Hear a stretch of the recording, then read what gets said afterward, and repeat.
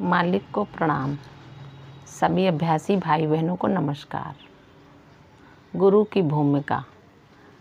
इसकी सफाई गुरुदेव को अपनी आध्यात्मिक शक्ति का प्रयोग करके करनी होती है। जैसे जैसे ये सफाई होती जाती है, अभ्यासी ध्यान के दौरान वास्तविक हल्कापन महसूस करने लगता है। इस विषय में मेरी एक निजी समस्या थी, जिसके बारे में मैंने गुरुदेव से बात की। जब मैंने ध्यान की शुरुआत की तो शुरू में मैं बहुत सारे विचार आकर ध्यान में बाधा डाला करते थे, लेकिन मैं गुरुदेव के बताए तरीके के अनुसार उनकी ओर ध्यान नहीं दिया करता था। इससे विचारों का प्रवाह क्रमशः कम होता चला गया और ध्यान के बीच में अब कभी कभी मुझे विचार शून्य अवस्था का अनुभव भी होने लगा। परंतु मेरी समस्या ये थी कि कुछ वर्षों की साधना के बाद अचानक से ध्यान के समय बड़े ही घिनौने और अधम विचार आने शुरू हो गए। इससे मेरा परेशान हो उठना स्वाभाविक था, क्योंकि मुझे डर था कि हो सकता है ये मेरी तरक्की का नहीं बल्कि अवनति का प्रतीक हो। गुरुदेव ने मेरी ये समस्या बड़ी जल्दी सुलझा दी। कहने लगे, देखो, मेज़ पर हर रोज़ जमने वाली धूल को तो आसानी से हटाया जा सकता है। वह तो ऊपर ही ऊपर है और आराम से साफ़ की जा सकती है, लेकिन अगर मेज़ पर स्याही गिरे और उसके अंदर सोख ली जाए तो उसे साफ़ करना बहुत मुश्किल होता है। इसलिए छाप कैसी है, इससे बहुत फ़र्क पड़ता है। अब हम आपको एक और बात बताते हैं। कभी कभी हमारे मन में बुरे ख्याल आते हैं।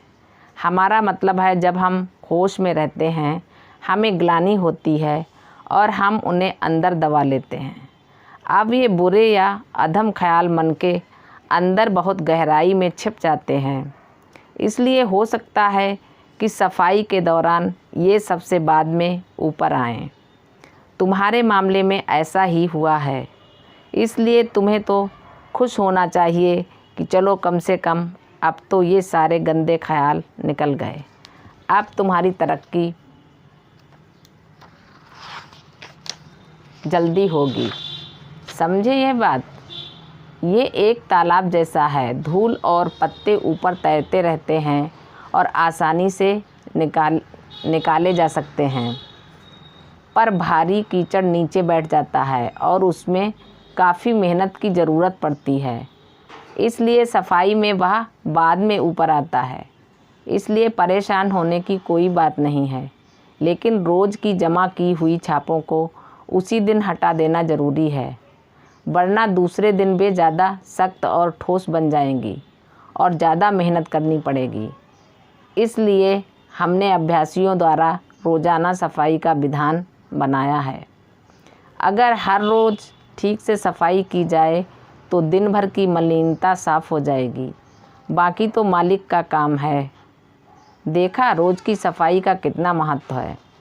साधना शुरू करने के कई वर्ष बाद एक बार मैं शाहजहाँपुर गया। गुरुदेव मुझसे कहते रहते थे कि मेरी प्रगति बहुत अच्छी है और वे उससे पूर्ण संतुष्ट हैं। उन्होंने मुझे एक व्यक्तिगत सीटिंग दी जो आधा घंटे से अधिक चली। सीटिंग ख़त्म होने पर वे बोले, अब हमने तुम्हारी संरचना की सफाई करके मलिनता ठोसता हटा दी है। मुझे कुछ आश्चर्य हुआ, क्योंकि मैं तो ये माने बैठा था कि सफाई की अब कोई ख़ास ज़रूरत नहीं होगी। मैंने गुरुदेव से कहा कि अपनी जानकारी में तो मैंने ऐसा कुछ नहीं किया जिससे मेरी ठोसता बढ़ गई हो। आप भी अपने खातों में मेरी प्रगति की सराहना किया करते थे। आप मुझे साफ साफ समझाइए कि ये मलिनता मेरे अंदर घुस कैसे आई कि सफाई की ज़रूरत पड़ गई। गुरुदेव हंसकर कहने लगे, तुम इस बात की फ़िक्र मत करो। ज़्यादा कुछ नहीं था, लेकिन तुम्हें तो पता है हम ठहरे श्रेष्ठता के प्रेमी। इसलिए संरचना में हम एक छोटा सा काला धब्बा भी देख नहीं सकते। एक बात तुम्हें बताते हैं, काली कमीज़ पर अगर छोटा सा गंदा दाग लगा हो तो दिखाई नहीं देगा, लेकिन किसी साफ़ सुथरी सफ़ेद कमीज़ पर स्याही का छोटे से छोटा धब्बा भी दूर से दिखाई पड़ जाएगा और सबकी नज़रों का निशाना बन जाएगा।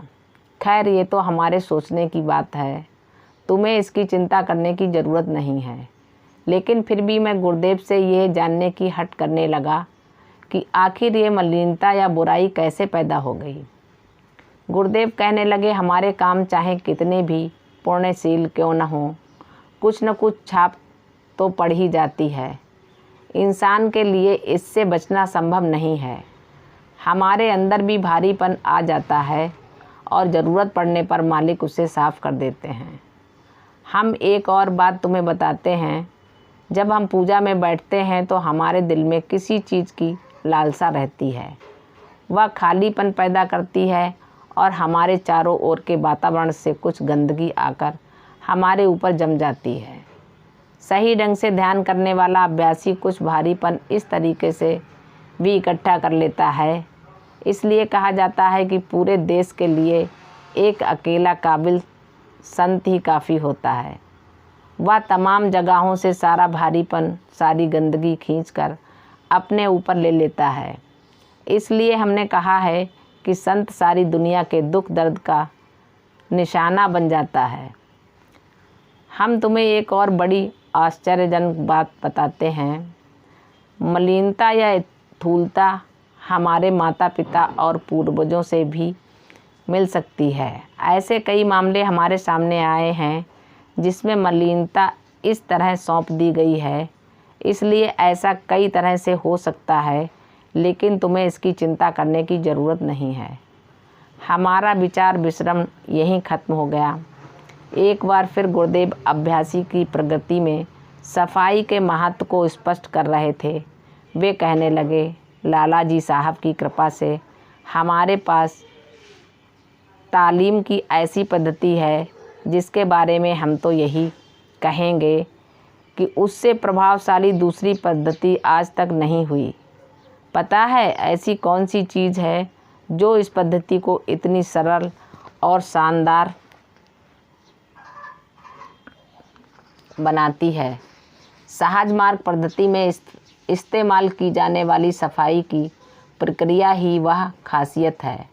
दरअसल हमारे पिछले संस्कार ही हमें यहाँ जकड़े रहते हैं और हमें ऐसे बर्ताव का आदी बना देते हैं जिसे चाह कर भी हम बदल नहीं पाते। हम अपने अतीत के गुलाम हैं। हम समझते हैं कि हम अपने मन मुताबिक जैसा चाहें वैसा सोच या कर सकते हैं, लेकिन वास्तव में ये हमारी गलतफहमी है। हमारी हर सोच, हर काम अतीत के ढांचे में ढला होता है। इन हालातों में किसी को कैसे बदला जा सकता है?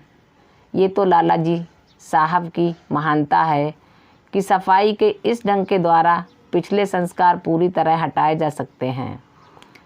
यह बात ज़रूर है कि धीरे धीरे ही ऐसा संभव होता है। देखो कितनी बड़ी कृपा है। मालिक को धन्यवाद, मालिक को प्रणाम। सभी भाई बहनों को नमस्कार, धन्यवाद।